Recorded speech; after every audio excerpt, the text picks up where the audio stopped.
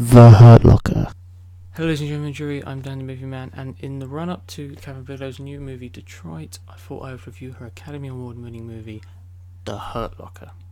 The film tells the story of a bomb expert with an addiction to war, and when he is put in charge of a small group bomb disposal squad in the middle of the Iraq War, how he disregards protocol just to get his fix of adrenaline. The film was directed by Academy Award-winning director Catherine Bigelow, Academy Award-winning screenwriter Mark Boal, and stars Jeremy Renner, Anthony Mackie, Ralph Fiennes, and Guy Pearce.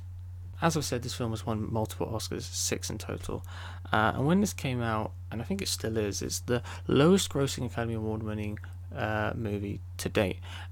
And what I find ironic is how it beat Avatar, the highest-grossing film of all time.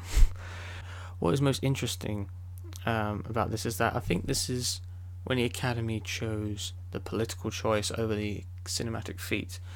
The Hurt Locker, I can understand why it didn't, do very well initially. It's got a lot of things against it, like, for example, this is an Iraq War film at a time where probably people didn't really want to be reminded that there's a war going on right now. But nonetheless, A Hurt Locker is a war movie that has something to say and is really gripping and is excellently acted, written and directed, but it's overall a fine war film, and I'm going to get right into my thoughts on the film. Catherine Bigelow does really well with this film and how she documents things, because that's her directing style. Her directing style is very similar to directors like Peter Berg and Paul Greengrass. It's very kind of handheld camera, documentary style, on the ground, showing you the high pressure situation of things going on. And she does that really well with this film. Really good that she won an Oscar for this, because the film is really gripping. It's really, especially the bomb disposal scenes. Those scenes are just edge of your seat. And it's through excellent directing from Catherine Bigelow. What I found interesting about this film is that it doesn't necessarily have a story. Well, it does, but it's not like. But for the most part, you're kind of watching this bomb squad kind of on patrol, and their relationships develop while on patrol. Because the film is about Jeremy Renner's character William James and his addiction to war. He loves the adrenaline you get of being in combat and in a highly dangerous situation. And the fact he is the leader of this bomb squad, he is constantly throwing protocol out the window and putting these two other men's lives at risk. And it's watching their dynamic shift from hating one another to being friends to hating one another again, and that is what has done really well. And this is why I think the screenwriter Mark Boal did so well with the script, is that he gave all the characters a reason to be there. He developed them all. He gave them something to them. Like Jeremy Renner's character, he's the one of the addiction. He's the one who's the film's essentially about. And I think it is, in a way, this film and his character is kind of a microcosm of sorts for America. So I think this film, why this film probably didn't do very well financially. So I think this is kind of a statement about America and war and how America has an addiction to it. And I think that's maybe what Bigelow is saying, because in her later films, like Zero Dark 30 and in Detroit, she does make some very strong statements. Like in Zero Dark 30, when she's like saying that American military does use torture as an interrogation method. In this film, I feel she's essentially saying that America has an addiction to war, which I do believe they do. They glorify war, they glorify violence. The right to bear arms, and I think that's what that Mark Boal's script really sort of did well with Jeremy Renner's character. But as well as his character, all the other characters have reason to be there. Like, you've got the other two members of his bomb squad. Anthony Mackie is J.T. Sanborn, who is really kind of the level-headed guy. He's the guy who's we've got to stick by protocol, and then he's the one who has the on-off relationship with Jeremy Renner's William James.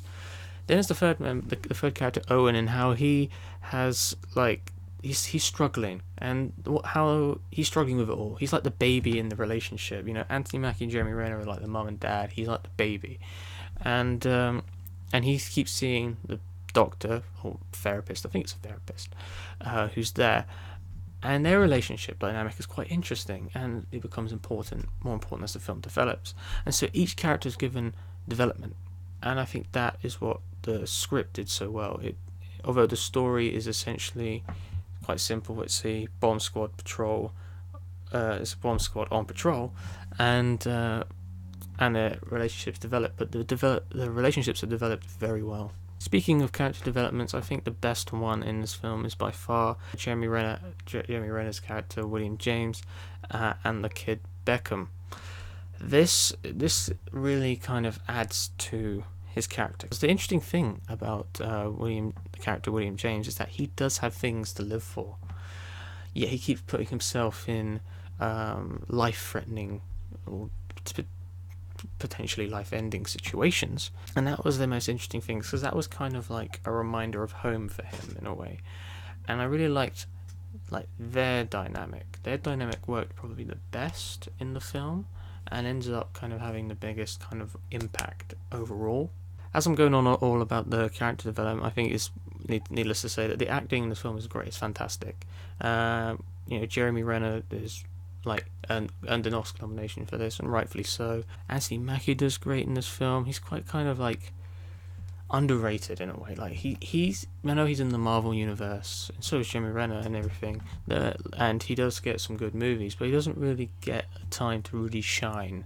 And he always seems to be proving himself. He's kind of like the Black Sam Rockwell, And yeah, even characters even actors like Guy Pearce and Ralph Fiennes do good in this film. Even with the short screen time they have, it's almost a really well acted film. It's a really well written film by Mark Boal, who earned his screenplay Oscar, and Catherine Bigelow's directing is also really good in this film. However, as good as Catherine Bigelow's directing style is, I do have a couple issues with it, mainly being that it isn't that original.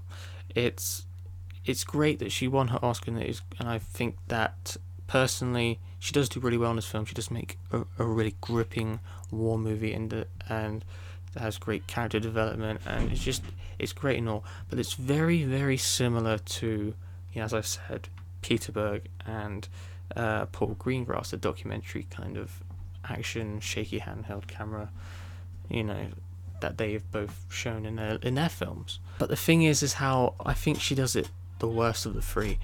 She does it really well, as I've said, but I think she uses handheld camera way too much in this film. I think the handheld camera is actually poorly done, to be honest. So I think, although the cinematography is beautiful at points and all that, the handheld camera is too much. It's too much, and in each of her films, it seems to kind of become used even more and even more and even worse with each installment. And so I can't help but critique her directing, style with this film. So although I think it's fantastic that she won the Best Director Oscar for this film, I kind of think that her Oscar for Best Director it's needed for cinema as a whole, not particularly for the film she made. The film she made is a well-directed film, it's a good film and all that, but James Cameron was better. But then again, I think it was so needed for a woman to win. A woman needed to win the Best Director. It needed to do a lot more for society and just the film industry as a whole. And so it's a milestone in that sense. That's the thing, because the film itself is not a milestone. The film itself is a fine war movie. I don't think it will really be remembered. That's the only thing. It won't be remembered that much. Years down the line, you're not really going to remember that the Hurt Locker happened. You're going to remember that Avatar happened. My biggest flaw with this film, I think, is the ending. But I think it's not really a flaw. It makes logical sense. The third act is by far the weakest in the film, and the ending is by far the weakest moment in the film. But it does make logical sense, and it does go with the messages and values of this film. But the execution is weak. in my opinion. The film is gripping and intense, and it builds, and it's got these great character developments and everything. And then the ending is just it's got this kind of deflating feeling. It ends like with a fizzle, not a bang.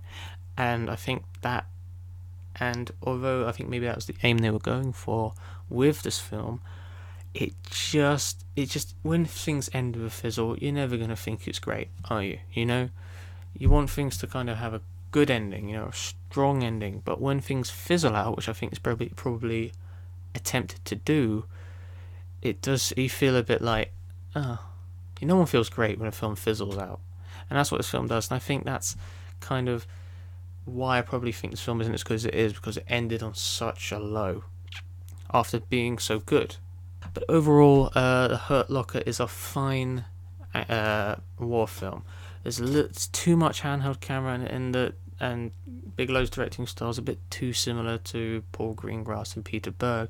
But I do think it is a tremendous achievement, and an achievement that is certainly needed for her to win an Academy Award for directing this film. As I've said, the acting is fantastic, and the screenplay was so worthy of an Oscar. But all in all, this film is fine. Looking at war films, you know, the war film is a very saturated genre with some very good movies in there, like Saving Private Ryan, The Pianist, Dunkirk recently, you know, Platoon. You know, war films are a very saturated market, and there's so many good ones in there that it's hard to kind of, you know, that the quality is so high when it comes to the war films that I think it's a great film, but I think in the grand scape of war movies, it's not the greatest. And I don't think it's Kathryn Bigelow's best film either. So yeah, that's my review of The Hurt Locker. Thanks for watching, thanks for listening. Please let me know what you think, and goodbye.